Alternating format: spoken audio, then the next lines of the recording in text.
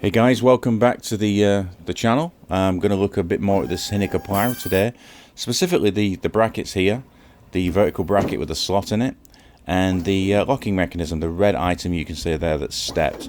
Now these are parts that came with the mount, didn't come with the plow when I bought it used, and the application for these two items is if the prongs on the truck, on the mount, are lower than 9 inches.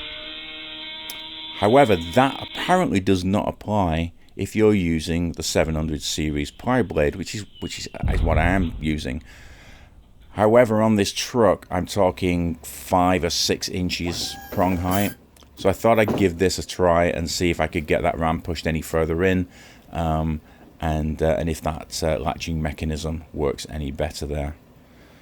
So we're going to have a play with that. And the other thing I was kind of interested in here was to see if I could get any extra height out of the plow, because it is so low.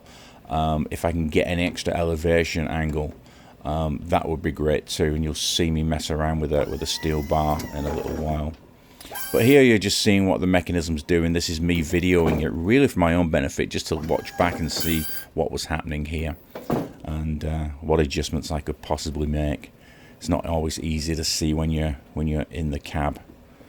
So the first mistake I make, I put a bar in here, thinking in a very linear fashion that as the ram pushes the boom at the top up, that it will lift up, and we actually get less height here. And I couldn't work this out, so I spoke to a friend of mine, and he said, well, because the top's rotating, it's trying to shear through that rod.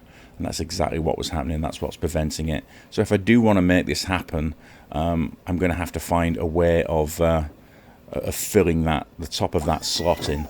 I think before I do that, I'm going to jack the frame up itself and see how high I dare go, and see if there's any other interference or any other reason that I can't achieve that.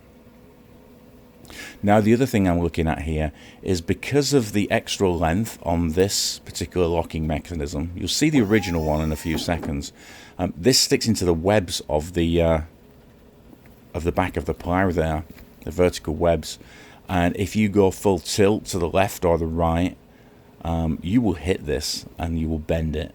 So be careful of that if you are fitting one of these, and this is one of the reasons I'm playing around here, just so I can check if this is going to hit. Luckily I had enough tension on that bolt to stop it just falling back and forth. So this is the original locking mechanism here, and I'm having a look at this with the new brackets now, seeing if I can make this work. Not really convinced it's the best. It does latch into position here, and perhaps with enough weight on it, it would hold. But I think I preferred the design of the other locking ratchet here. So what I did was I cut it down, because I realized I didn't need the full length anyway. So this is not too much different of what the original mechanism had, but yeah, it seems to fit where it needs to fit for this application. Now I get the kickstand down, I pull out, you see everything settles down a little bit. The attitude of the frame kind of remains the same there. Now I'm going to give it a good wiggle, because this is what happens when it's been sat around off the truck. Make sure you can get the truck back on with the way you left it. So between the locking mechanism and the kickstand, which seems a little flimsy actually, this kickstand, I'm going to see if I can beef it up. Even the pin that goes in there doesn't align up correctly.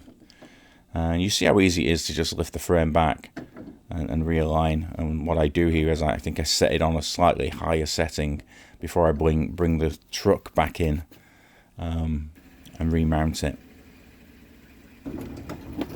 But you see, this thing goes on so incredibly easy. I mean, even when it's out of alignment a little.